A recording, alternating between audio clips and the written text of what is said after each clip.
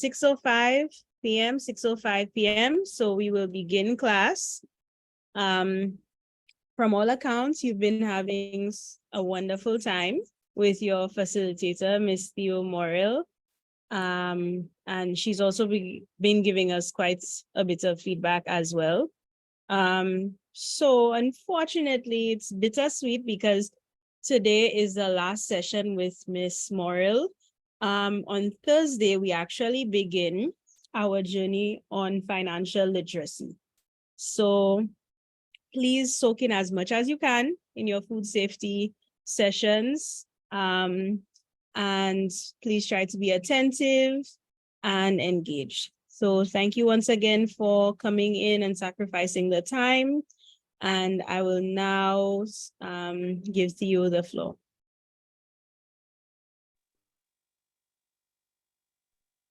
Thank you, Kathleen. It would be nice if I take my mute button off. How is everybody? I hope you guys had a great holiday and enjoyed your Labor Day. I know Kathleen posted something. Farmers are the most hardworking person there is. I agree with that. For my little bit of time I try to farm, I know how hard it is, and there's never a day off. So I hope you guys all had at least a few minutes to rest. So today we are going to do the last session, and I have a few surprises, a little addition that I added to it. I hope you guys enjoy it. It's going to be a little bit more interactive, so I would like for you guys to participate either through raising your hands or putting the words in your questions or answers in the chat room. So at least I know you guys are there, so that would be great. Somebody said they're not hearing. Can everybody hear me? Yes, I think it might be there. Yes, we can hear. Or their Okay. Wi-Fi. All right, better now. So last session, we left before getting 2 volunteers. So is there anybody willing to take a try at giving me 2 or 3 pointers from the last session? I know it's been a long time. It was Thursday. A long time to remember, but is there anybody? We talked about good agricultural practices, water. Anybody? You can raise your hands or you can speak up. If not, we might just have to call on random people.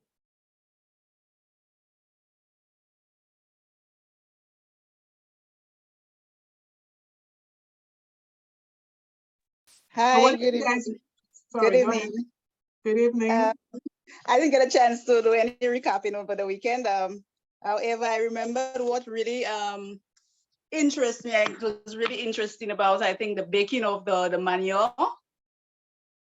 Yes, that was something I am really interested in. However, I'm saying if I have to bake manure, would I have to have a specific oven for that? Yeah. So when they're baking the manure, it's like an industrial size. But what you can do is, because you have enough heat in St. Lucia, you can leave it out to dry. And depending on how much you have, once it's dry, you can use it over time. They recommend 3 months to dry it. But again, it depends on the amount that you have. Okay, so it won't be necessary to bake if it's dried properly. Yeah, putting it in the oven to dry, it's quicker like everything else. But you can let it out to dry in the sun, but it takes longer. Good, okay.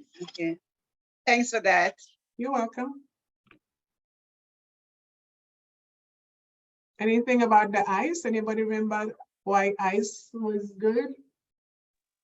The ice, I think there was something about the ice or the germs part of the ice. That what was it? I know I'm gonna pass. I don't remember clearly. Why was ice an issue? And somebody answered it too. Anybody remember?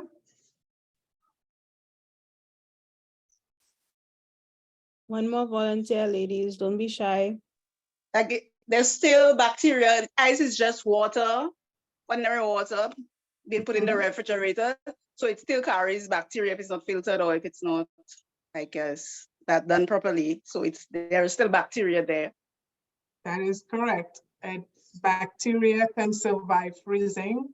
And actually, that's how bacteria in the lab, when we preserve bacteria for years and years and years, we freeze them below 0 degrees. So yes, bacteria can survive, and ice is just a way to preserve the bacteria. So when you melt it, the bacteria can start to grow. Thank you. Somebody There have was their hands up? Okay, sorry. Yes, Miss Shalyn Gabriel. Shalyn. Oh, I'm sorry, Shalyn Regis.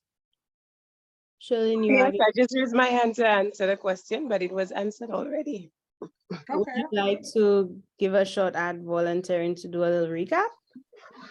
Would that be for next session? No, a recap for the last one. We won't have a recap because we won't be there. But a recap from the last one. I know it was a long time and a long time in between, Okay. and I didn't get anybody. You ready to go? I'm getting the flu, but I hope that everybody can hear me. Yeah, we can hear you. Okay, these are the things that we can use for sanitizing. That would be bleach would be the preferred thing to use.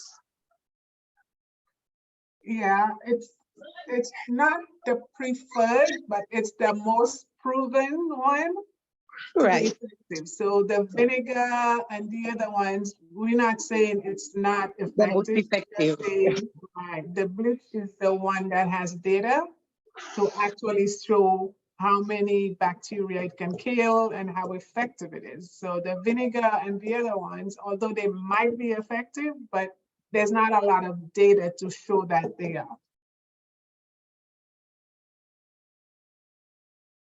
Okay, ladies, but thank you for volunteering. Remember, I'm gonna be calling on you again.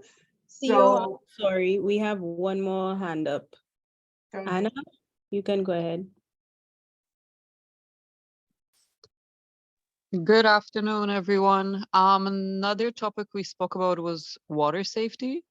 I believe Yes. we discussed 3 types of water. One was rainwater, river, and tap water. With the rainwater, it's not too bad when it rains directly on the crop, but if you're using a runoff as in from roofs or some other areas, you have to be careful, maybe filter it. Similar for the river, there could be stuff going through further up above you and contaminating the water, where tap water tends to be the most safe, and we should be checking once in a while with the reports from like Wasco and stuff to make sure for your references, I guess, reporting and stuff. Yeah, that's fantastic. I think Wasco water, when I'm in St. Lucia, I think the water quality from a microbial standpoint, when they do send you water, it's actually very good. I actually use the tap water sometimes and I haven't gotten sick. And if anybody gets sick, it's me because I have sterilized my inside so badly, any little bacteria just plays havoc on me. So I think Wasco does a good job with their water sanitation. Yep. Sometimes we just don't have it. Yeah, I know, when they have it. So you do have to store it, I guess, a lot. I mean, like houses and stuff. So I'm assuming the same for farming, but all right, cool. And if you are just underwater, if you are going to store your water in the tanks and over time, first cover it up, the rainwater that is, the Wasco water is fine. If it's doing rainwater, if you are going to use it for irrigation of your drip overhead irrigation, then you can put a cup full of bleach in the water before you use it on your produce. If you're gonna use it on non-produce plants of food, that's okay. But if you're gonna put it on the produce, then you have to put a little bit of chlorine in there. And remember we said that produce, especially lettuce and the ones that's all flowery and broccoli and those type of fruits, if it gets contaminated, it's really, really, really difficult to get rid of the bacteria. Okay.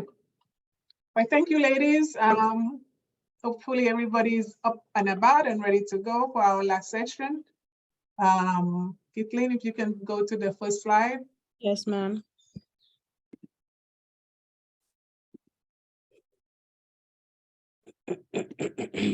One more.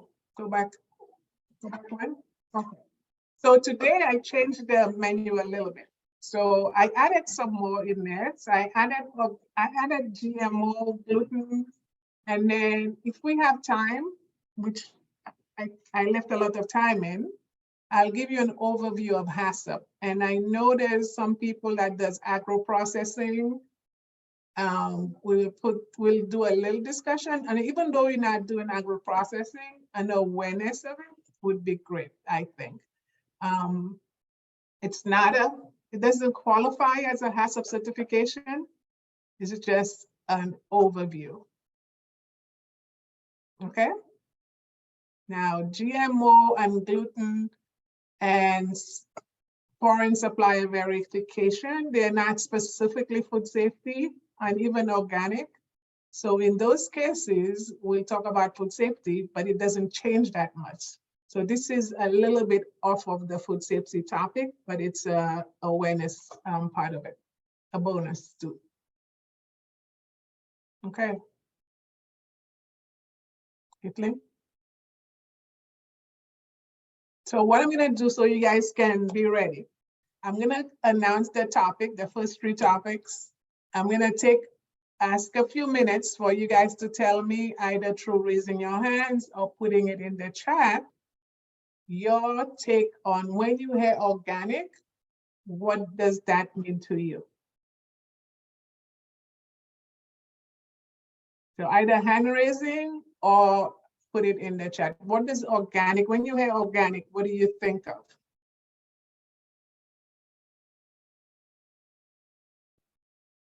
Gilia? Food. Hi, good afternoon. When I hear organic, first thing comes to mind, no chemical. Mm-hmm. You use no chemical, you use more natural things like, what will I say? Instead of the fertilizer, you will use something else to replace the fertilizer. Yes. Yeah, okay, good. And in the chat, Sabina said, oh no, it's not Sabina, it's Bernice said ice. No, sorry. No fertilizer from Angelia, chemical free, producing food without any fertilizers, without harmful chemical. Neem, I don't know what that means. I guess neem as a fertilizer. Food grown and processed using no synthetic fertilizer. Great. Neem as a pest to Pesticide, okay. yeah. Neem oil can do everything, huh? All natural. We'll come back to all natural. No chemical pesticides and chemical fertilizer. Yes, so you guys are getting the gist of what organic means. Now, organic trend, and you could say it's not really a trend, it's here to stay, but now everybody wants organic. Everybody wants to eat natural. Everybody wants to go away from processed food from a health standpoint, because we all have the perception that organic food is good for us. It won't give us grow a third ear for us. It won't give us cancer and all those perceived notions about what this is to you. All right. So let's go back and see. Somebody said organic was about natural. So all natural does not equate to organic. Organic is all natural, but all natural is not organic. Let's take a look at all natural. Anyone can use this label. It's not regulated. Ingredients from nature are considered natural, even though they are processed. Example, high fructose corn syrup is considered all natural. Who would have thought? And that's highly processed. And there's no regulations on treatment of animals and what they are fed. So it doesn't mean that you, in this case, you can treat the animals poorly, but it's not as tightly regulated. Whereas in organic, it's a process that's regulated in some areas of the world, stricter than others. Again, you can only use approved organic farming methods. You can use some chemicals, some pesticides. It's not pesticide free, but the pesticides have to be on the approved list of pesticide that you can use for organic. So if you use it, it has to be on the approved list. No GMO growth hormones or antibiotics allowed. And then you must treat the livestock, so if you're gonna use livestock, organically treated and humanely. So they have to be free ranged, all those other cool stuff. So now in St. Lucia, we have a lot of products labeled organic. And because we think it's grown naturally, it's organic, which is fine, but just be aware that when we talk about organic officially, it has to go through some process, which we'll go through in a few minutes. Next slide, Kathleen.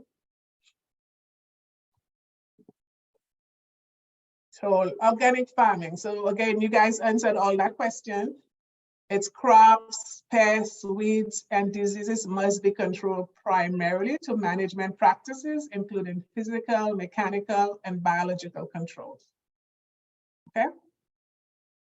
Now, certified organic, it's, somebody mentioned that in St. Lucia, I forgot exactly what it was. You can get a sticker on your product, like on the water, if you did something. I don't remember the details, but organic is very much like that.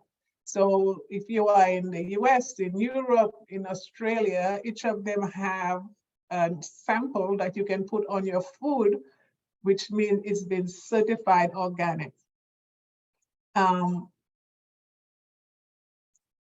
When I was working for Kellogg, we had a brand called Kashi, and we wanted to change it to organic.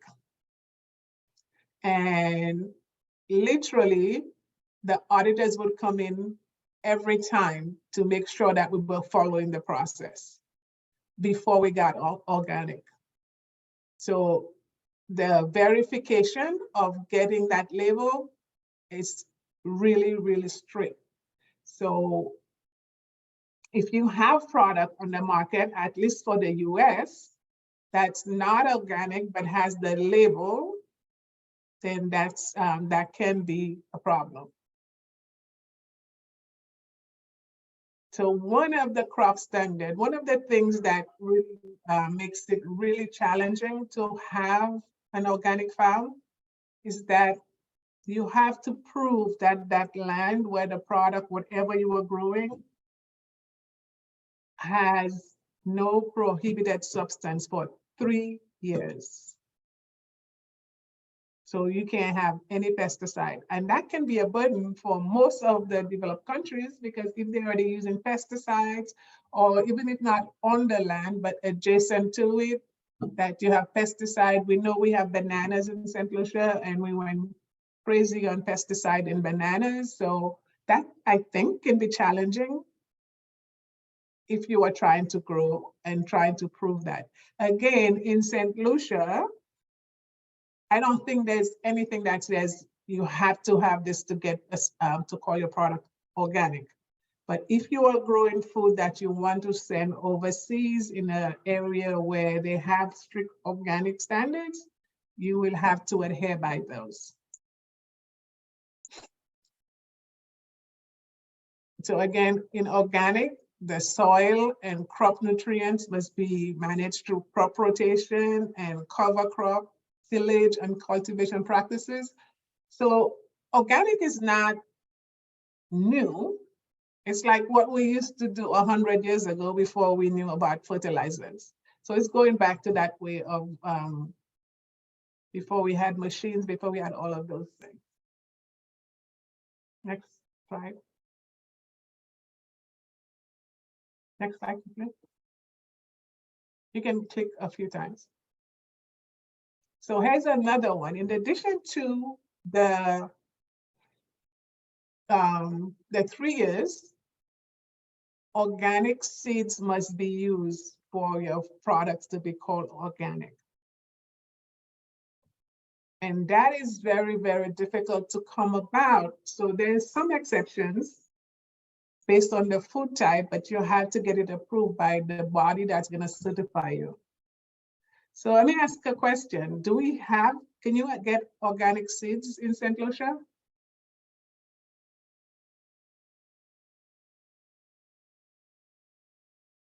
Anybody knows if you can get organic seeds?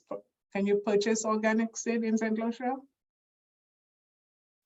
Which means the seed would have to grow on a plot of land that had been free from prohibited substances. I guess that's silence means nobody has seen it.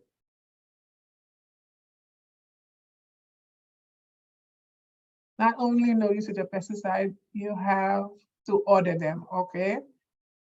Janelle said you have to order them. Yeah. I don't think so. Yeah, not that I know of. So it's very hard to come about. So when you think about organic, you can do as much as you want to get your food to be natural and less than pesticide, but to be a strict organic when you're gonna export, you're gonna have to follow those standards. Okay. So what are the advantages? Alexa said you're not supposed to bring seeds into the country without a pass. Okay, so then that means you can't get organic seeds. So what are the advantages of organic? We all know the advantages. Organic farmers reduce greenhouse gas. It's more environmentally friendly. It's more sustainable, supports healthier soil and pollinators. All of those good things we know about. Next slide. It's more energy efficient.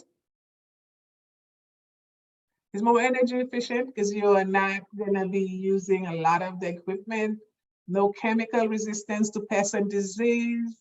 You are less vulnerable to risk. Oh, Caitlin, you're going too fast. Do not use GMO items and a healthier environment for your workers because there are no pesticides or chemicals. Okay, next slide. Theo, just a slight clarification. You can get the pass to order seeds. Anna just mentioned the pass is only $10. Okay. So you are able to bring in seeds. Good. Because I would say I'm in some violation here because I brought a couple of packets of flower seeds when I came down. I didn't know I wasn't supposed to. Don't tell anybody. Okay, thanks for that. No problem. Another question, do we have anybody that's truly growing organic farming in St. Lucia? I'm sure there is, right? Few farmers that says only growing organic? There are people who claim organic, but you cannot be, there's no certifying body in St. Lucia. So you cannot be organic certified. Yeah, but there are are they people practicing? who are practicing, but then you have to take into consideration geography, like your location and how your neighbors are operating. So if you're in a valley surrounded by bananas, or if you're on a hill next to a vegetable area where they use mist blowers or there's wind and it carries. So a 5-mile radius, that takes out a lot of people, even though they are trying to go organic. Yeah. So don't give up. and as much as you can, keep your farm as natural and as you can. But just worry about it if you want to send it overseas or somewhere to sell. So next slide. So there's some disadvantage to organic farming. The cost is more, requires well-designed method to compete with conventional farming. You have to do a lot of planning, a lot of waiting. Again, like you said, you have to watch your adjacent land. You might not be able to control what your neighbor has, where your farm is, and all of that. You need that buffer zone if you're neighboring conventional farming. And organic farming is generally more labor intensive because you have to do a lot of stuff manually. And maybe in St. Lucia, I don't know if you can pay more for organic farming. If you are in organic farming, do you get more for the crop or your produce? Because I don't know, but in the US, you will get more money for organic products. Like I bought organic celery last week, and it was 2 times more than before when I bought the regular celery. So you get compensated for it. Okay, so food safety. Food safety is not ignored when we do farming. You still have to do your food safety programs. You have to do your GAP. All of those things we talked about. You have to do the harvesting. You have to make sure that your equipment is clean. You're doing your sanitation. You're using drip irrigation. If you use rainwater and you store it, you're managing that as well. So all of those still apply to food safety, to organic. Okay. So we can take a few minutes, like 5 minutes for discussion. I see a number of chats in the thing, Kitlin. Do we take a 5 minutes for us to talk about it? Sure, not a problem. I can also start a timer if you like. Yes, please. Okie dokie. So let's see what's in the chat. Fair trade, global pay certification, maybe. Your field officers have to prepare the documents for you, and I'm assuming that's for you to get organic. Other than Bureau of Standards in St. Lucia, does anyone know about the closest to us which can guide us in organic certification? Does anyone know of any organization closest to us which can guide in organic certification? I don't know, somebody said Bureau of Standards. In the Caribbean, except for the Latin American countries, I couldn't find anyone that had a certifying body for organic. Maybe there is some, but I couldn't find it. If you go to Mexico and some of those places, they have it, but that's it.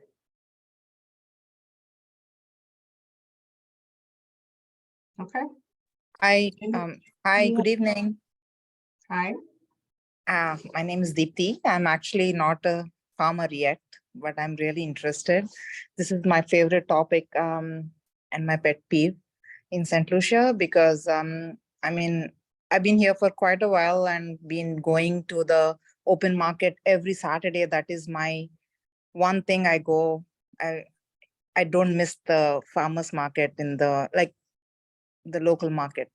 So but recently I'm actually kind of scared the more I know about it. I was also talking to someone when I met in the Helen's group. This is my first exposure to the group. So there is we live in Beaufort, and I had happened to pass to the dump yard where I wanted to dispose of some of my shops, and I see that they actually were digging. They were digging a big hole over there to bury tires because they were unable to, I think previously the government or whoever was, they were shredding the tires and exporting them out to I don't know where. But right now, I heard that the shredders are down, so they've been burying these tires here in Viewfort. That is right next to St. Jude's Hospital, like the current temporary St. Jude's Hospital. So I was really, I'm worried. I'm worried because soil pollution is the worst, as I know it. It's the worst of the kind because it goes to a microcosmic level, and it leaches into the water system. So automatically your groundwater, everything is polluted, animals, whatever is eating on it. So I want to know, like, and we are all farming in and around here. How do we, I want to know how do we question the government, or what do we do about this? Because if this is happening in Viewfort, I don't know what is happening in Castries, the dump yard there. And that is not just one or few tires. They were digging for 3 days. That was quite a big trench they had. And that guy was telling me they had a whole week more of burying to do. I mean, digging to do. Yeah. Kitlin, do you have any feedback on that? Oh, I can't answer that because I don't know. Of course, that is not a good practice because, like you said, it goes into the soil, it goes into the water, whatever that's from the tires. But I don't know. I can't say I can help you on how to do that, Kitlin. Usually what you can do is report it to Solid Waste Management Authority, because there are guidelines on how you're supposed to get rid of waste. And oftentimes persons don't necessarily adhere to those guidelines. But truth be told, it is kind of almost like a free-for-all in the way people dispose of waste. A lot of people don't exactly listen to the guidelines. It is very unfortunate, Dipti. Yeah. This is happening in the solid waste management area. I'm not talking about outside. That is the government facility. Yeah. Unfortunately, we don't pay attention too much to those areas, but the long-term impact is huge. So, like Caitlin said, keep raising it. One of the challenges we have is we don't have, that's the difference between the Caribbean or the underdeveloped nations to the developed ones. We don't have a lot of enforcement to the regs that we have. So if nobody's policing somebody, everybody can do what they want. So, and I understand the resources are limited, but that's also a problem. So just keep raising it, but thanks for bringing it up. Caitlin, do we have time for one more discussion? Yes, we have Marina. I mean, time's up, but we could take a quick question. Yeah, I from have some more time. Like you can go. Go ahead, Marina.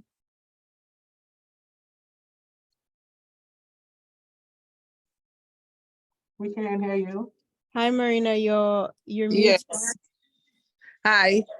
Okay, I went to an expo on Sunday, and they had some new technology planting and farming where you could grow stuff within your home. It runs on electricity, where you could adjust the lights and so forth, minimum water, minimum soil, and so forth. So I just wanted to find out, would you still categorize that as natural farming, like products from that? Would you consider it natural? Because I think they put in the nutrients. Yeah. So Caitlin, is that a little bit like the farming that you have in Chocolat? Although it's not indoors, but it's in-house. Would that be similar? So not exactly, because with Chocolat we use compost and manure and so forth, but I suspect what you might be referring to is either hobby farming or aeroponics. It's cultural, because I remember in France, persons actually don't trust the produce grown from aeroponics because they don't feel like it's natural. So they feel like it's kind of GMO. But a lot of persons are growing quote unquote organic that way, because then you can control essentially all of the elements within the system. But I think it's more of a cultural thing to decide whether it's natural or not, because it is not growing in a natural environment. However, because you have more control, for example, if you're trying to go organic. Yeah. And again, for getting certification, like Caitlin said, depending on where you are, it might be harder to get certification for it. So we'll see. Okay. Thanks everyone for your participation. Thank you. We appreciate it. Caitlin, do we have any more, or we can take it the next one? Okay. So don't go to sleep because I'm calling you back. So I thought I would put GMO on the discussion. It's very controversial. I personally, and don't go and quote me, that's my opinion. I think the scientists, when they develop genetically modified organisms, that they were not transparent enough with the public to talk about the advantages of genetically modified organisms. And then the negative side, the media, everybody else, the perceived negative took over. But I believe there is a place for genetically modified organisms as our population continues to grow. Just like we do recycle water, and we're gonna have to look at different ways to feed the population while keep it sustainable. So let's take a look at genetically modified. So when we talk about that, what is GMO? Go back on that slide. So what do you guys think GMO is? We had GMO. What do you, just like organic, what do you think about when you hear GMO? It lets you grow 2 extra eyes. If you eat GMO food, I heard that already, but what do you think? Lab made, okay. What else? Produced in a lab, okay. They have been modified to be resistant to certain diseases and environment. Yeah, artificial, it becomes resistant to some in the environment, yes. Okay, so what about breeding? What do you guys think about when we breed, when we cross-pollinate flowers? Is that GMO? Isn't that a natural process? It's a natural process, yes. So crossbreeding, it's a natural process. GMO, and we'll talk about it, is escalating that and doing it in the lab. Caitlin, you can go now. So it's genetically modified organism. It's a plant, animal, or microorganism that has its genetic material change, DNA. Now, recently, the science world has been able to identify everybody's DNA. So it's called whole genome sequences for humans. So they were able to identify, and you can pinpoint all the DNA and all the sequencing for bacteria and for some people. So that is coming up, and it's a lot of progress. It's allowing them to do medicine for cancer and those other things. So it's not all bad. How is it done? I think genetic engineering, it involves the specific modification of DNA, including the transfer of a specific DNA from one organism to another. Like I said, it's crossbreeding, but done in the lab, because what they're doing is they're taking the genes from one plant. So if you have a tomato plant that's growing and it's big and you want to put it in to a field where you can get big tomatoes. So you will take that gene from that tomato and put it in the other tomato. Or you can put it in a very different plant if they have a byproduct. And then allow it to grow in, you create the seeds and then you allow it to grow in nature. Next slide. So again, we talked about the gene added to the various reasons. It's improving the growth of the plant. It's maintaining the nutritional content. It's sustainable, pest resistant, and ease of farming. So now this is not my word. This is the content of what GMO is. And I want to clarify, I'm not trying to make you guys convince you that GMO is good. I just wanted to give you some facts about GMO and those areas. So remember, I'm not trying to convince you to go eat GMO products. I'm just informing you. Next slide. So there's a lot of perception around GMO. So according to the World Health Organization, no effects on human health has been shown as a result of the consumption of genetically modified foods by the general population in the countries where they have been approved. So there's no documented impact.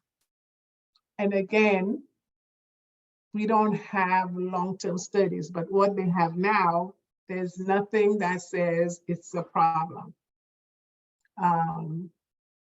So breeding takes longer. It's difficult to determine the genetic change led to a new trait, and it occurs naturally. So GMO accelerates this process using scientific techniques, like I was talking about before, to achieve the desired trait. I wanted to give you this example so you can see what that is a little bit. So one of the most common GMO crop is BT corn. It's genetically modified to produce insecticide toxin, which means it makes it resistant to pests and insects. So how is that done? It comes naturally from a naturally occurring bacteria. Remember, we talked about bacteria produces toxin, and that causes intoxication. So this bacteria, this bacillus, is a spore-forming bacteria. It produces this toxin that is resistant to insects and pests. So because they have DNA information, they can map out the genes and find out that this bacillus can do that. So they isolate the genes from this bacteria and they add it to the corn to make it more resistant. So that's an example of how they get to GMO. Again, it claims to be more sustainable and it allows farmers to improve and preserve the soil. So there's a debate on true or not, but that's what is being said about GMO. Next slide. Again, it has the last one there, the yield. It's high yield. It survives stressful conditions such as drought, and it resists diseases like plague. Next slide. You can move on quickly. So there are some concerns that I talked about, and the main concern around GMO involve allergies, cancer, and environmental issues. And we'll take a look at each of them briefly. So allergies, next slide.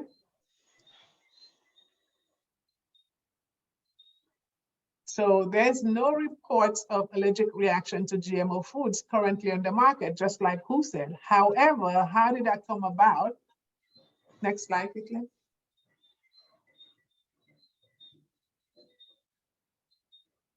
There was a study from the mid-1990s found that adding a protein from Brazil nuts to soybean could trigger an allergic reaction in people sensitive to Brazil nuts. And when the scientists found that, they quickly stopped using that prospect. And since then, there have not been any cases where that's the case. So what they've done is ensure that they don't put any allergic or allergen foods into non-allergen foods for that reason. Okay. So cancers, everything gives us cancer. May aid in the progression of cancer. An early mice study, again, how did that come about? An early mice study linked the GMO intake to a higher risk of tumors and early death. However, this study was later retracted because it was poorly designed. And when they repeat the study, they couldn't reproduce that impact. So again, there's no human research ties GMO intake to cancer, and there's no evidence that eating GMO will change your DNA. Now, because this perception is out there and there's all those conspiracy theory, it's really hard to stop those perception. And that's why I said when the researchers came up with this idea, which I think is brilliant, they didn't do enough to talk to people about what it is. They didn't take enough consideration to educate the public. And then all this conspiracy theory came about, and it created this really negative take on GMO. Next slide. Environmental health concern is another one. Most GMO crops are resistant to herbicides, such as Roundup. That farmers use the Roundup without fear. However, the weed that's around it becomes resistant to the Roundup. And then the farmers end up using more pesticide to control the weed. Next slide, please. So Roundup, again, has an active ingredient called glyphosate. And that's subject to controversy because animals and test tube studies have linked them to various diseases. So the glyphosate from the Roundup has been linked to various diseases. So overuse of Roundup is a concern. Next slide.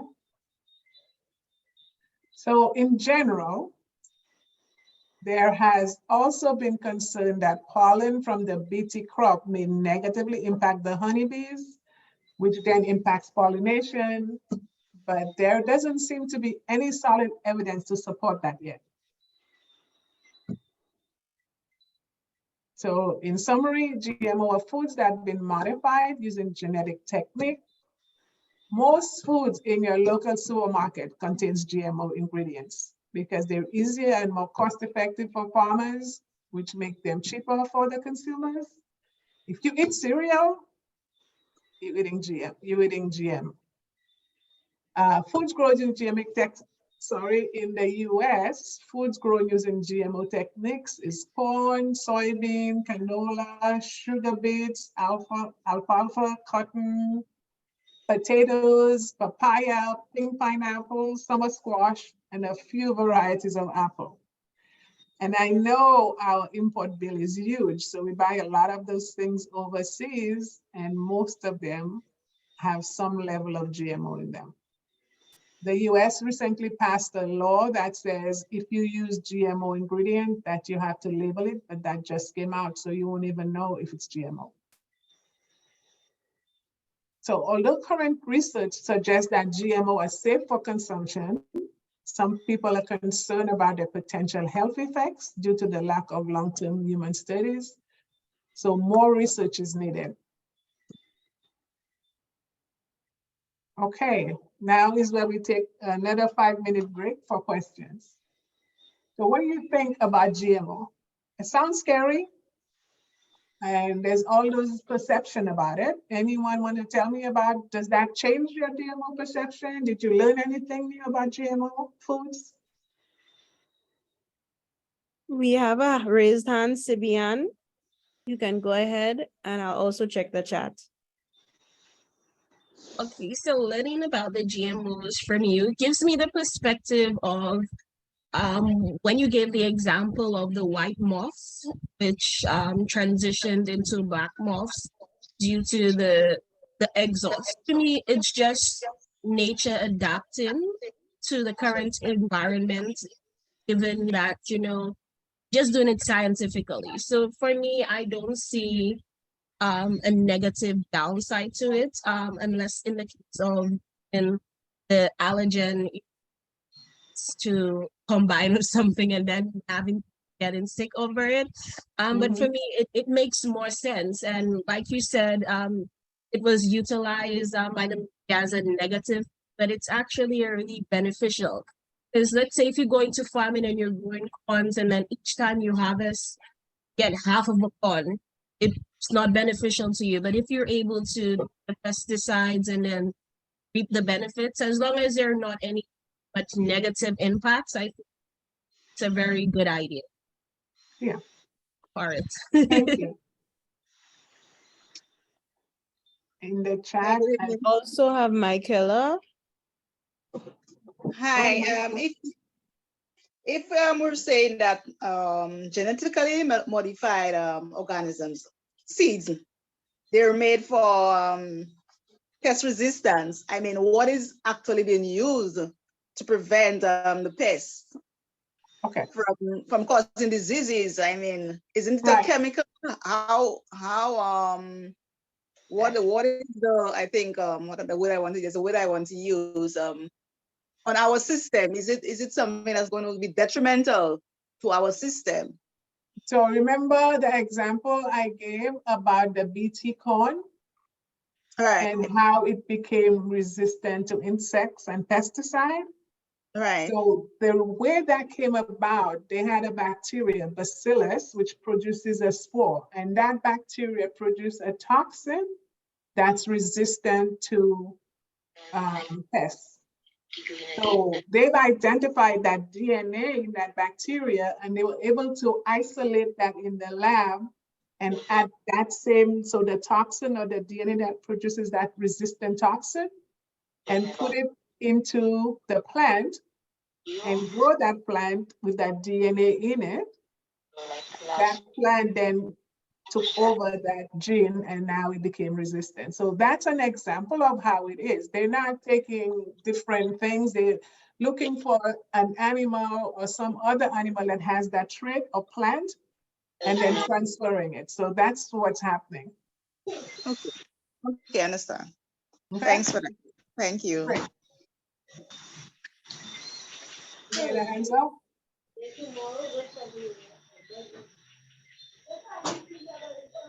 Okay, so if there's no more questions, I think, like I said again, it's about being informed. There's a lot of misperceptions about GMO.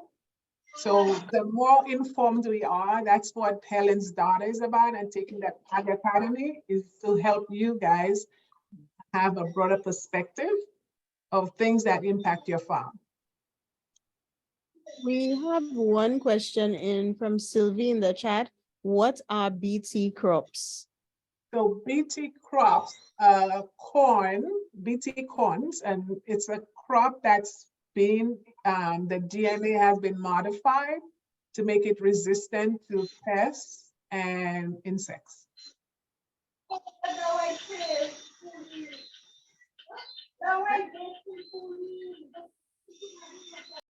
So I left you guys some references that if you want to do some bedside reading when you're bored, then you can go to that section.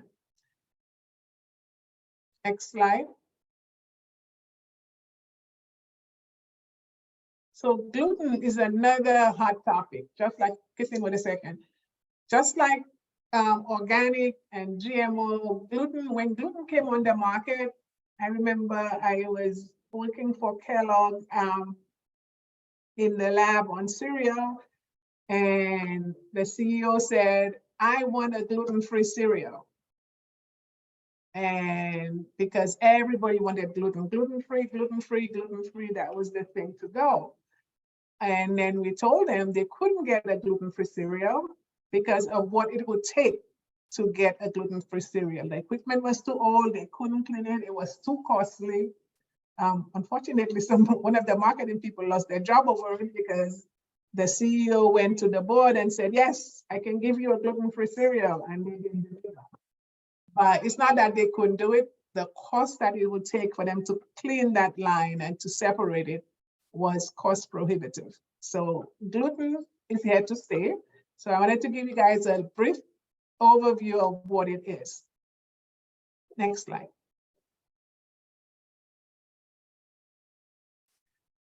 Again, gluten is a protein. It's found in wheat, rye, plant, and some other grains. It is naturally occurring. So when you talk about natural fruit, gluten is naturally occurring, but it can also be extracted and concentrated and added to foods and other products to add protein texture and flavor. But it is a protein that is naturally occurring. Next slide. I hope I had the right list. Ladies, please remember when you're joining to please mute your mics. Thank you so much. Sorry about that, Theo. No worries. Next one. What does gluten do to your body? Gluten produces enzyme called protease that help our body process proteins, but it can't completely break down gluten. So undigested gluten, remember gluten is the protein, it makes its way to our small intestine. Most of us can handle the undigested gluten with no problem. But in some people, gluten can trigger a severe autoimmune response or other unpleasant symptoms. So those, go to the next slide, Caitlin.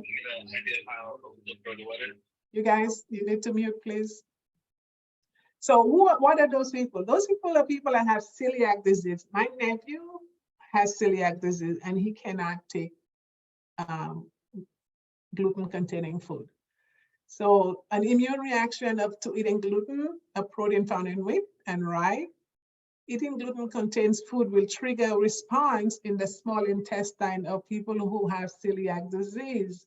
Over time, this reaction damages the small intestine lining, and the damage to that small intestine lining can cause diarrhea, fatigue, weight loss, bloating.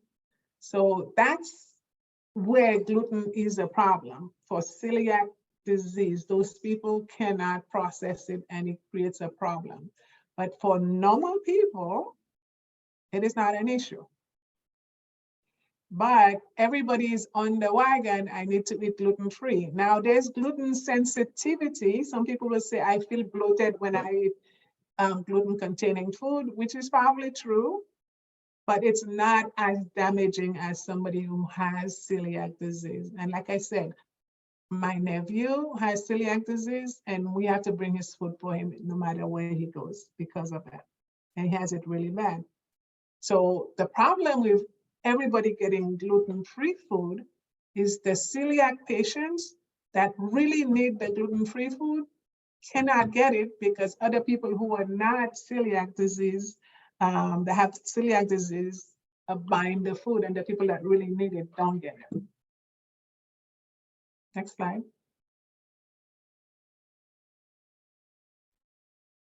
So, how many, if you can tell me, growing up in St. Lucia, there is no way you can tell me that you did not eat hot bread. Can somebody tell me that you didn't eat hot bread in St. Lucia? Hot bread contains gluten. The flour is gluten. So we've been eating bread forever. And I don't know that bread killed anybody, gave them diarrhea or anything like that. So gluten is, again, it will impact if you have celiac. So let's open the floor for 5 minutes for discussion on gluten. I know it's a hot topic, and I know you guys are gluten-free, so. There were some questions. One actually was related to the previous topic, which is on GMOs. Anya asked, isn't grafting GMO? So grafting is not GMO because it happens naturally in nature. You're putting it in there, you're not pulling out the DNA, you're putting it, it's not using the DNA, but you are crossbreeding it. Yes, it's a form of it, but it occurs naturally. And also Sibian mentioned, how did so many people become affected by gluten? I share the same sentiment. We all ate bread growing up. So again, gluten is a trend. Now they had those people, unfortunately, there's people that are impacted by gluten, eating gluten. Those are the celiac patients, and they are not the majority of the population. But if you ask people, okay, I'm eating gluten-free, you ask them why, most people won't be able to answer. So it's just a trend. It was cool to say gluten-free. Now, having said that, there are people who have sensitivity to gluten. But the overall trend was everybody got on the bandwagon, and it was gluten-free was the designer choice. Somebody say, I can't eat bread, they get constipated. Yeah, so maybe you have a sensitivity. And people with celiac disease, it has to be diagnosed by a doctor. Some people are just copycats, yeah. We get on the bandwagon, is the new trend to do. Like I said, though, unfortunately, unlike organic, if everybody's taking all the gluten-free food, the people who actually need it, there's a shortage for it. That's the gluten, the celiac population has that concern that people who needs it are not getting it because all those people on the bandwagon who can eat it want to take all the gluten-free off the market. Somebody said, sourdough bread contains much less gluten than regular yeast bread due to the fermentation. Could be, I don't know that. Somebody said, did you eat bread when you were younger at Rwanda's? I ate bread at Atayan in Brazil. It's called daily bread. And now when I come back, there's a hot bread in the corner of Brazil Junction. And every time I come, I say, I'm not gonna eat bread, not because of gluten, but because I wanna reduce my carb intake. I only last a day. Next day, I'm in there eating the hot bread. So yeah. Okay. Okay, I have a question for you. You mentioned you have a nephew who's Who has celiac resistant. disease. Yeah. Yes. Was he always like that from the time he was born, or is it something that? Yeah. We didn't know that's what he had. So he always had it, but we didn't know what it was. We would see the reaction until they took him to be tested and confirm it.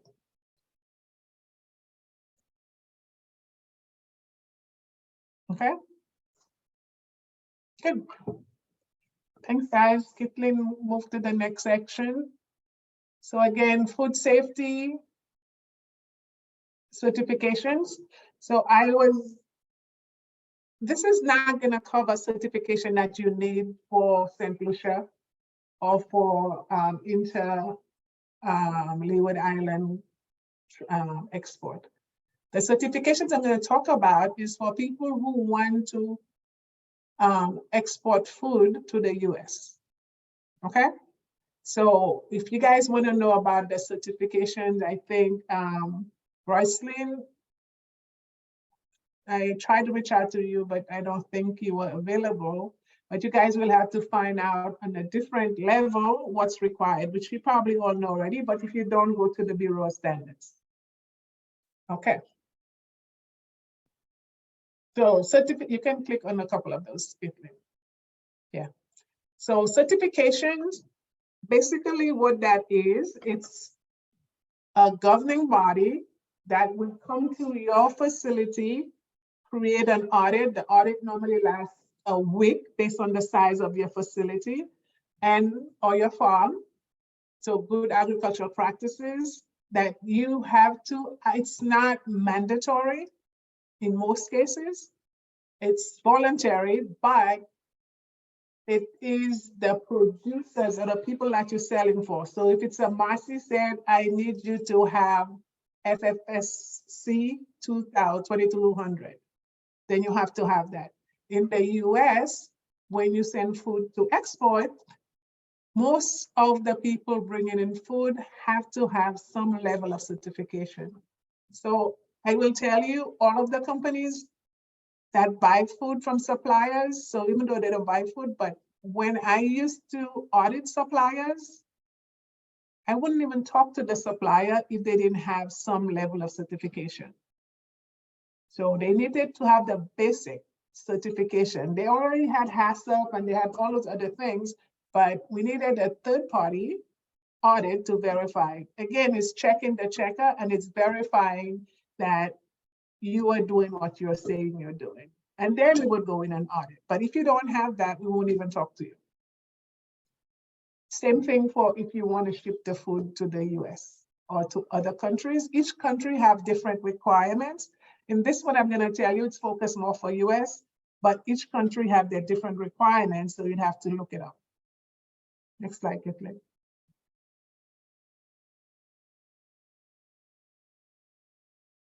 The three most common third-party certification, and they all based on ISO, and I'll show you. It's SQF, Safe Quality Food, the BRC, which is the British Retailer Consortium, and American Institute of Baking, and those focus on bakeries. So those are the third-party audits that you have that you'll be looking for.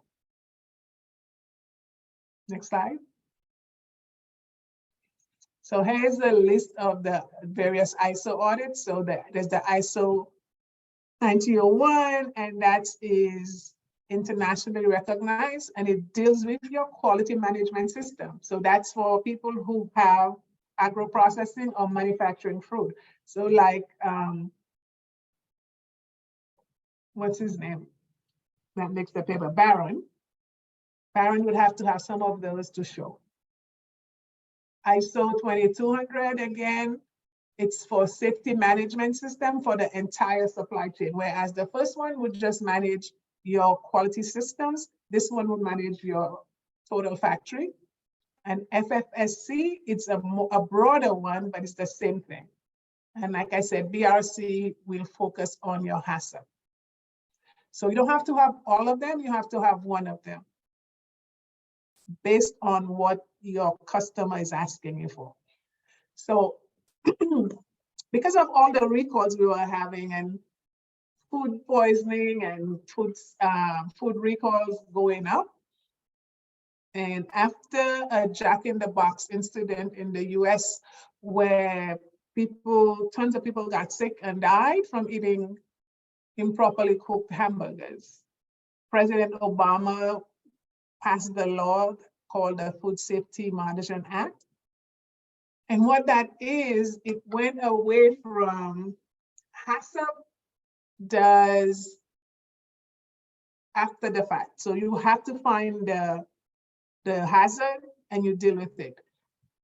FSMA is focused on trying to prevent. Remember, we talked about prevention. So they look at identifying something and preventing it before it happens. So if you are looking to go to the US, your HACCP plan is okay, but they're gonna look for a foreign supplier verification, which all manufacturers have to get from their suppliers. The bigger one is the preventive control for human foods, which is HACCP on steroid, if you want to think about it. And then there's one for produce safety because of all of the recalls that they had on produce.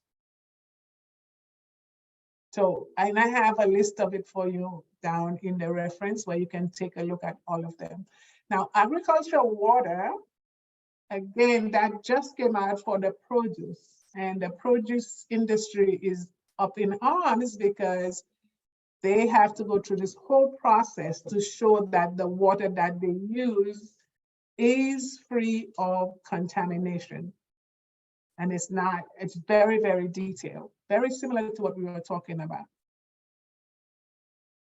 Next slide. So here's an overview for the requirements. I'm just gonna show all of it to you. Next slide.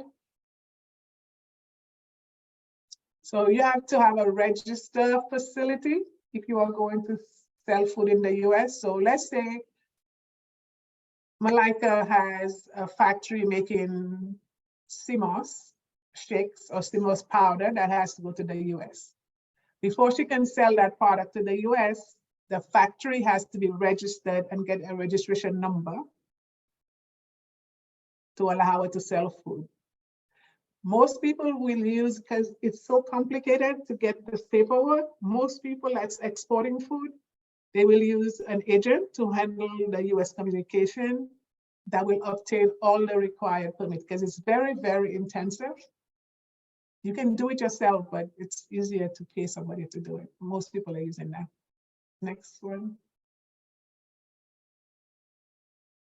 And then you have to understand the FDA requirements for your food products for farmers and if you're sending produce. One of the things, and they just passed a law right now, it's for Europe and for US, is that your pesticide, so it has to be non-detected. Most foods are rejected because of pesticide level. It has to be non-detected. Some foods will be tested on random basis for pathogens. And then those pathogens, if it comes positive. So if I'm buying food from St. Lucia, it gets across the border, the whole shipment gets put on hold because they will test it. If they pull it, they will test it. And I have to put everything on hold, even though they release it to me before I get the results. And the other big one, if you are going to go into that field, is ensure your product is labeled appropriately. Next slide. More thing, a prior notice you need before you ship. So first you have to do your register your facility. Then you have to send a prior notice right before you send it in. So basically you're telling the government, hey, be aware this food is coming in. And then that will help them prepare for it. So then it is designed to release the process. So that's called a prior notice, and it's an electronic submission. Next slide. Again, we talked about that using some, if you are in the process, if you have gotten to that place where you feel you can submit food into the US and you want to go through, you have a business, you need to follow those and then get a broker to help. I'm sure there's Export St. Lucia can help with that too. Okay. Any questions? 5 minutes? Any question on certifications?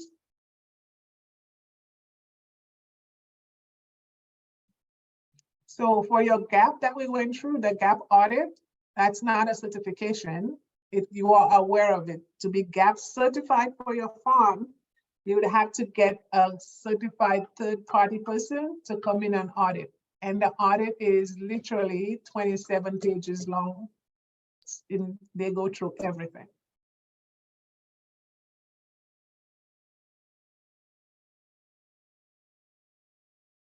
I know a lot of you are not ready for it, but just keep it in the back of your mind. So again, education.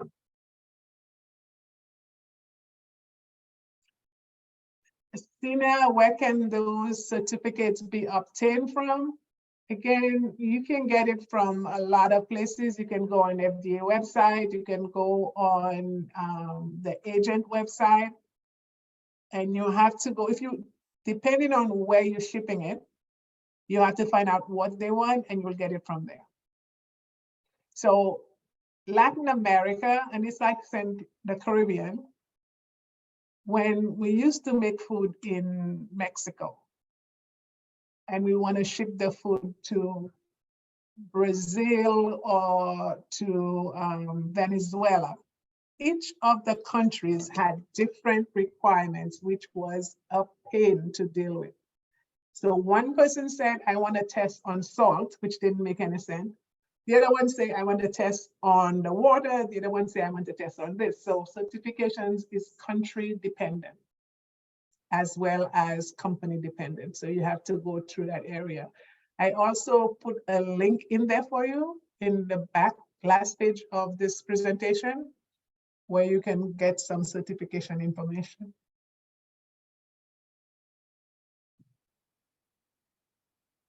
Okay. Okay. So in the next few minutes, I wanted to take a little bit and go through some of the HACCP principles. I think most of you, if not all of you, are aware of HACCP. This is not a HACCP certification. You can get HACCP certified. There's online training courses that you can do. I used to be able to certify people. I haven't done it for a long time, so I'm not saying that I can certify you anymore. I have to go back and refresh. But it's a whole week course that you have to take and has a little bit of a practical to become HACCP certified. Now in St. Lucia, I know there's HACCP, but I don't know how it's reinforced and who's verifying that you have a plan. But HACCP again is common sense. It's the way you make safe food. Next slide.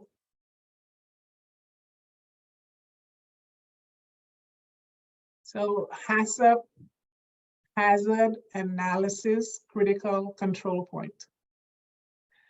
HACCP came about with General Mills, which is now having a recall on flour, when they wanted to send people up in space and they wanted to ensure that the food that they were making for those people, for the astronauts, was safe. So that was where HACCP came about, to ensure the safety of the food for the astronaut. And then it's been adopted by the ISO bodies and all of those, and Codex. So if you want to know about HACCP, you can go to the Codex Alimentarius. That's where you find it. Next slide. Again, HACCP is not a standalone. I've been helping some, when I come to St. Lucia, I look at some people HACCP plans. And before I do that, if you are going to create a HACCP plan, be very careful in using consultants. Because I've seen consultants that they go online, they read about it, and they know they can make money, and they'll give you a whole deck and give you a couple of training, but they don't help you execute it. So if you are going to use a consultant, be very, very careful who you use. Next slide.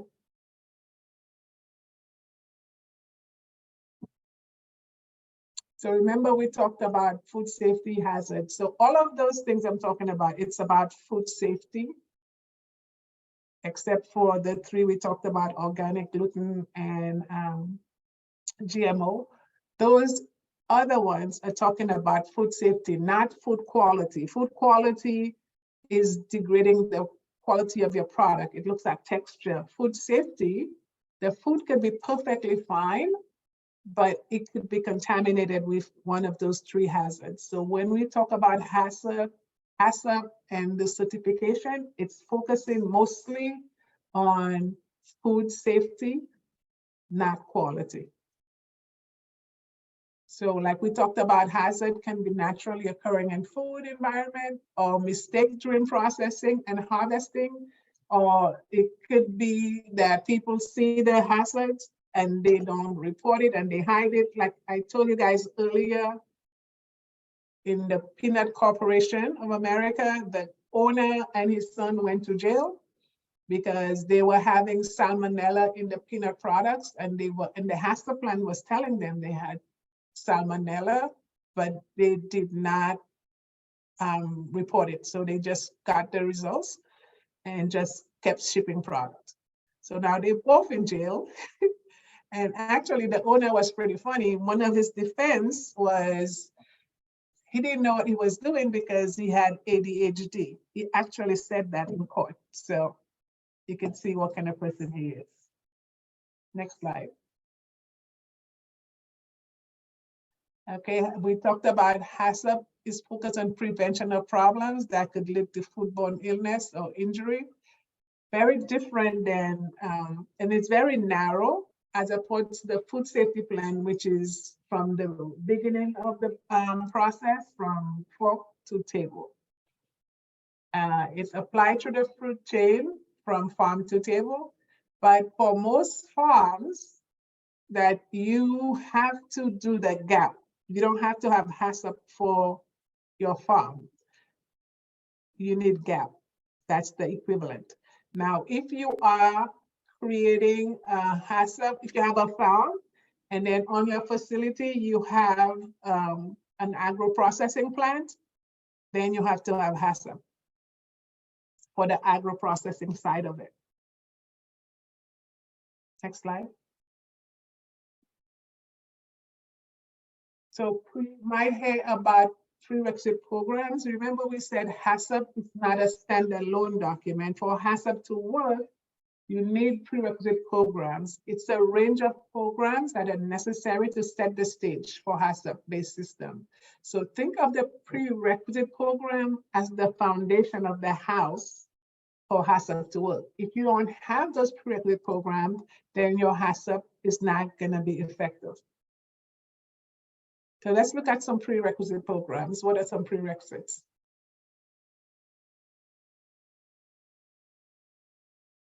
Excellent.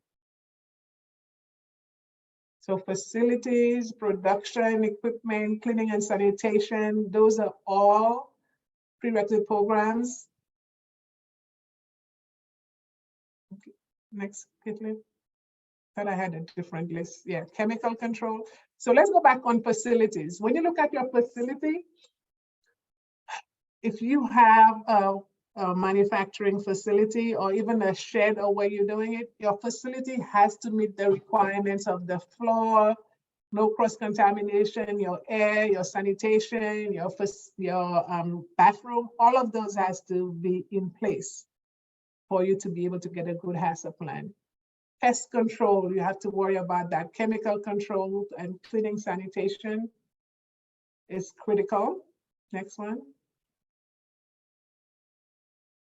We talked about personal hygiene. Personal hygiene is key, not only for you in the home, but for workers in the farm and on the in your manufacturing for your food. We showed you that sign where the workers were working. You have to make sure that they have the right equipment and the right clothing over their clothes so they're not transferring pathogens or chemicals. Next slide. Training. We make sure people know what they're doing and why they're doing it. It shouldn't be they just came there and do it, they don't know why. Always try to get your workers to understand the why they're doing something. We talked about supplier control. So if you are buying, I'll pick on you again, Malika. If you are buying, if you're not growing your own sea moss and you're buying it from another person who's growing the sea moss, the finished product that you make, your powder or your shake, that's your name on it. So you want to make sure that the supplier that you are using has the right controls, because at the end of the day, the supplier is not going to be responsible, you will.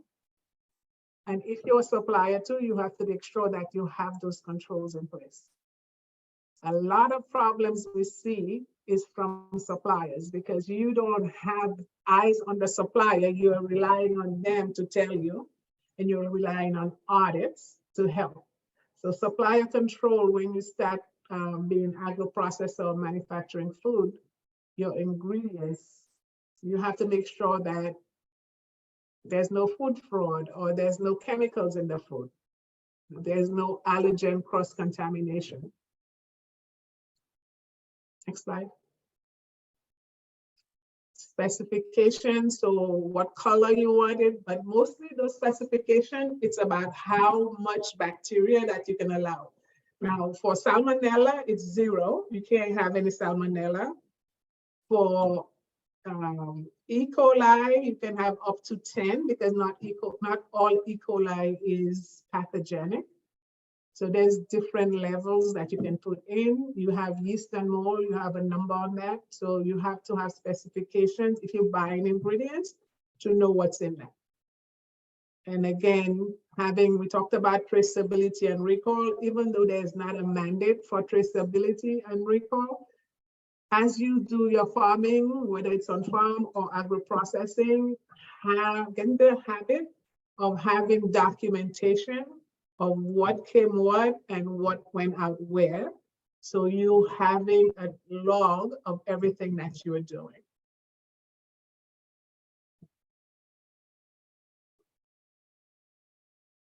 So here's example. So prerequisite deal directly with food safety issues.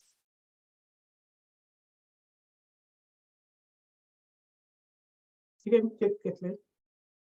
And it goes across multiple lines. So you want to think, what's the prerequisite from a critical control point?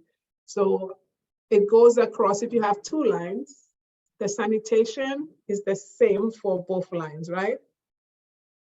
A prerequisite failure by itself will not cause you to have a food safety issue, but it can indirectly lead to food safety issues. Keep going, Caitlin. And we talked about that. Next one. So look at HACCP plan. So how are you differentiating the elements? So remember the prerequisite and HACCP plan. You can keep clicking on that one, Caitlin. It's only food safety. It's not quality. It's not anything else. It's just food safety. And it's specific to a product line. So if you are going to create different types of food, you need a HACCP plan for each type of food. If you are making different flavors of food, so you have cherry cassava, saltfish cassava, each of those have to have a separate hazard analysis for each product type. And any deviation must be considered potential food safety hazard. So if you have a failure,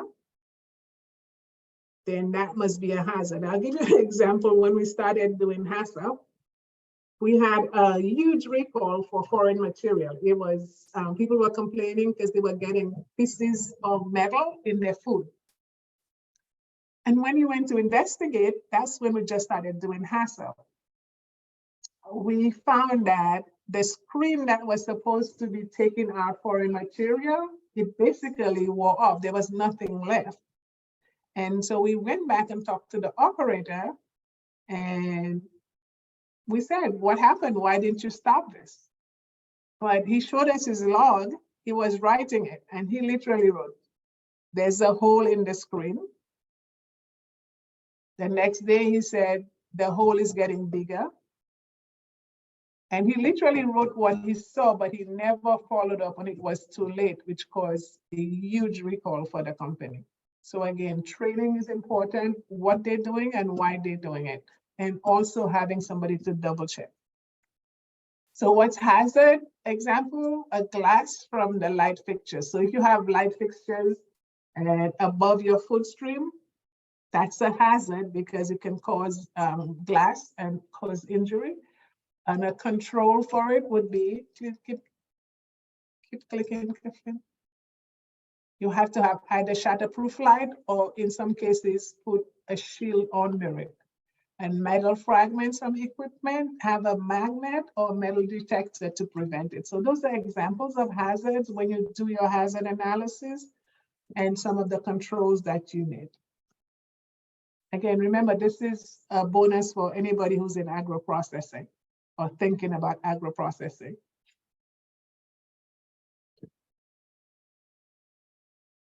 So education and training, developing a HACCP plan, and gave you steps. So prerequisite program is the first step. The next one would be the preliminary step, assemble the HACCP team. So one of the problems that the Caribbean and Africa has on the HACCP team, one of the critical person on the team is a microbiologist, a food microbiologist.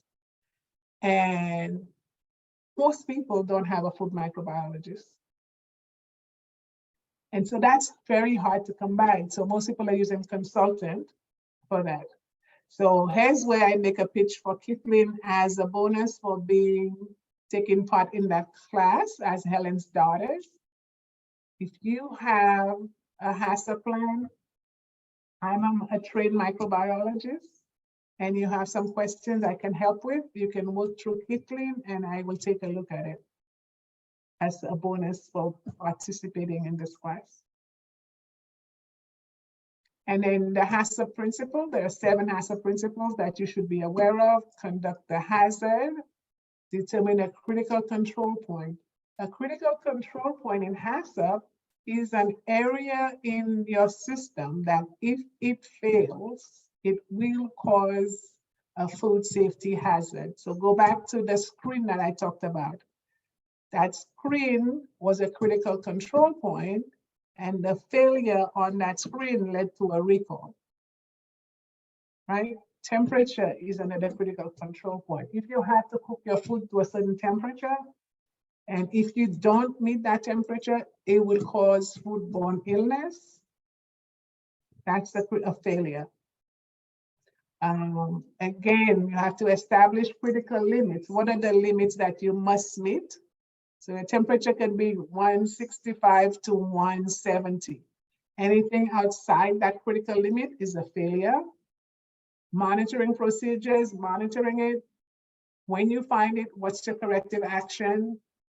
Verify, in God we trust, everybody show paper. And number 7, documentation. So that was a quick overview of a HACCP system. And for those of you who are thinking about doing agro-processing or manufacturing food, converting your agricultural product into food, you have to follow those steps.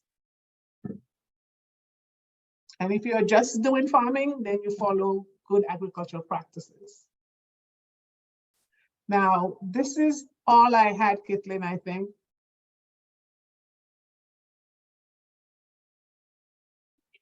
Okay. Maybe you can go to the next slide, I think. Okay. Can you click? Yeah. And go back one more before the questions. Go back to the other one. No, next one. Oh, isn't there a reference slide? Let me go through it. There we go. Yeah. Okay, so this is, if you click on those, I think they're active links. They're different areas and references. You can get more information about what we talked about. I talked a lot about them on surface because it will take a long time. This is just an awareness. So those references on gluten, on everything we talked about today, this is what I used, and this is where you can go and get more detailed information. Okay, so now we have time for our TCOZE or whatever you want to call it, Kitlin, for open discussion. Anything we've talked about in the last 3 sessions, from session 7, 8, or 9.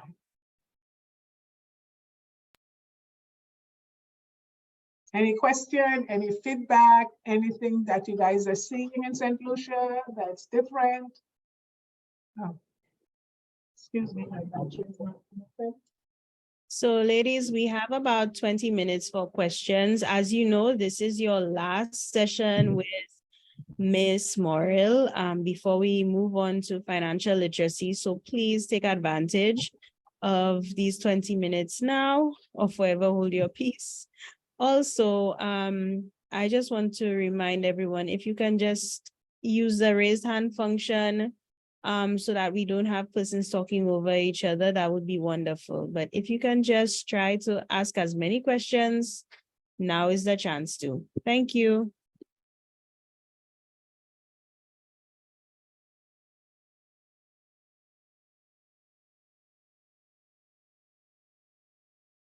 Is there a HACCP plan template available? Yes, there is a HACCP plan template. I can send you one, a generic HACCP plan template.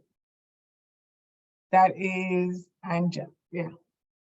Let me take a note and I will send you one. So the question was, is there a HACCP plan template that people can use? I will send that to Caitlin, and Caitlin, you can pass it on. Yes. Absolutely.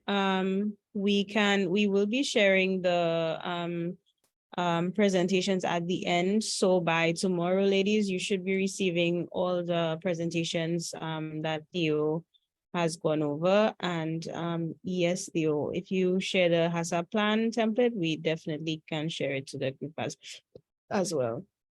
Okay.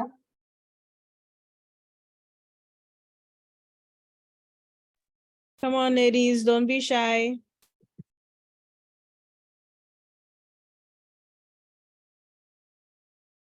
That means everything you got was exciting. You got it. I did a fantastic job.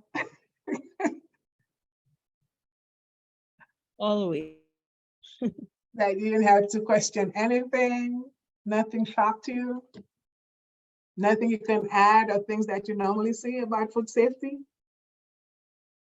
So let me challenge you guys a little bit. Oh, before the challenge, so we don't, Theo, we actually have a question from Miss Alethea Tate.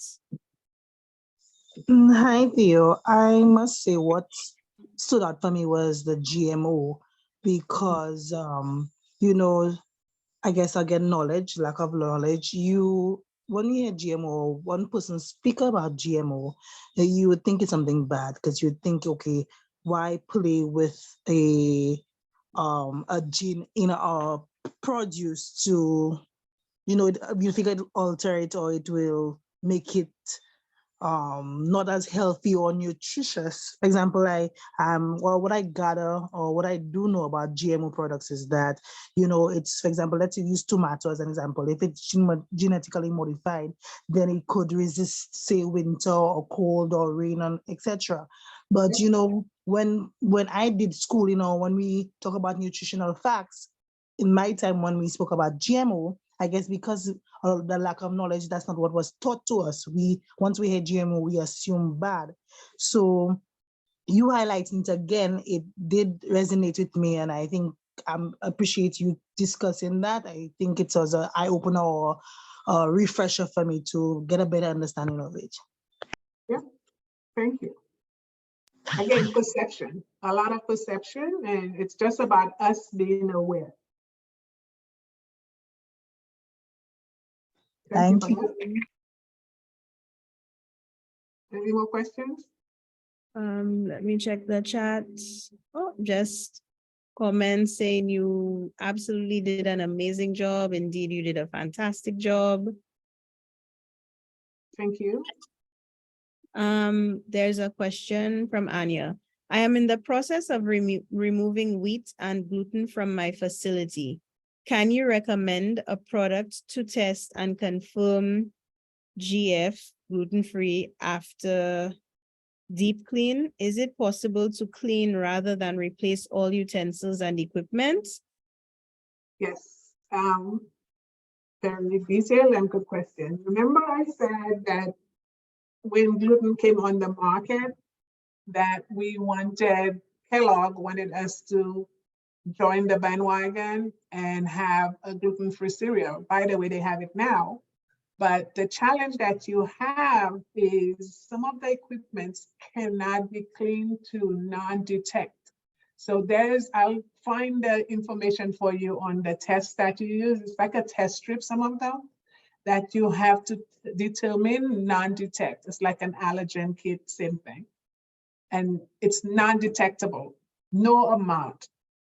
And based on the sensitivity of the test, we were not passing.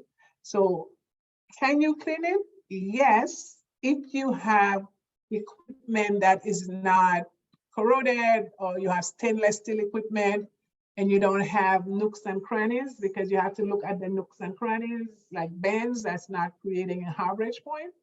So yes, you can definitely clean the equipment, but it has to be in a stage that you can clean it. And it's very costly to replace all your equipment. But if you have the capability and the finances to do that, by all means. But I know it's costly, but it's also very, very difficult. And once you clean it, it's not a one-time thing. You have to continuously monitor it. So I'll find you the name of some of the detections for GMO-free and send that as well. We have a question as well from Ms. Jacqueline Simon. Mhm. Go ahead, Jacqueline. Yes, good evening. Jacqueline? Yes, good evening. There is an argument that chicken manure may not be organic because of what the chickens are being fed. What do you think about that? So remember when we went, good question, thank you. So remember when we talked about organic and the very strict restrictions? Now those chicken, unless they are fed with non-pesticide-free organic feed, that a lot of the animals have to be grass-fed and they have to be free range, which means you can't keep them in a cage. They have to be out for a certain amount of time. Unless you can prove that, then the chicken manure is not organic. Okay, thank you. Yeah. So again, it's if you want a certification. But otherwise, for traditional farming, we talked about chicken manure as being acceptable because it's dry and it's not as risky as cow manure.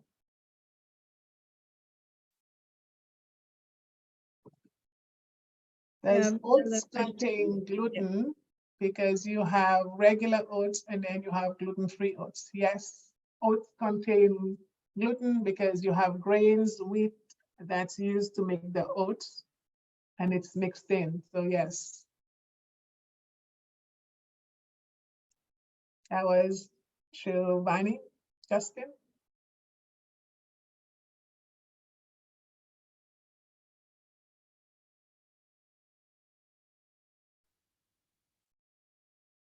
Okay, ladies, any other questions?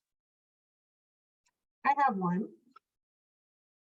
Now that you guys know a little bit about food safety, and one or two people, what do you think is the number one or two barriers for implementing food safety protocol on your farms or in your manufacturing facilities in St. Lucia?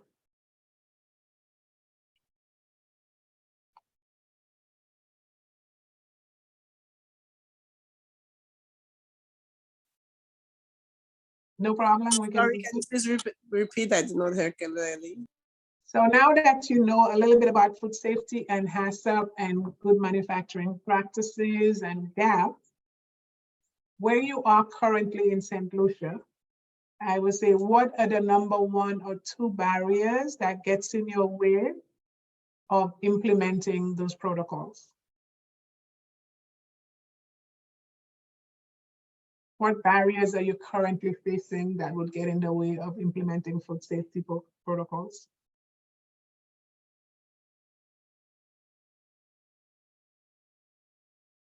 No barriers? Good evening. I'm just popping in and I just happened to hear the question. I have not heard the entire discussion. I picked up the tidbits here and there. But one of the first things that come to my mind in making that transformation, that change into that food, the thing that you're saying, speaking about, I would think is the cost of living, the cost of food, because I'm sure with that comes things are expensive basically. And so most persons would basically afford and buy things that are within their purchasing power. So of course, the cost of living as it is now would certainly serve as a barrier, one barrier to that extent. That is my thoughts. Thank you. Thank you. Yeah. definitely plays an important role in it. I think, is there anybody else, Caitlin?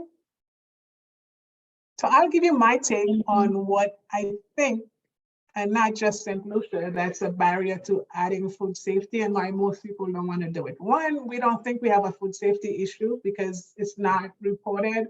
I've asked a lot of people in the Caribbean, is food safety a problem? They say, no, we don't have recalls like the other countries. Well, I would tend to disagree with that. I think you do have a food safety problem because you're not monitoring or tracking it. You don't know about it. So I think that's one. The second one is, I don't think you have enough testing facilities. Again, so you have no way of testing. And then a lot of the facilities where we use for manufacturing, the facilities are not designed properly to enable safe food. I know, Caitlin, we talked about a processing facility. There's a lot of requirements, the floors, the roof.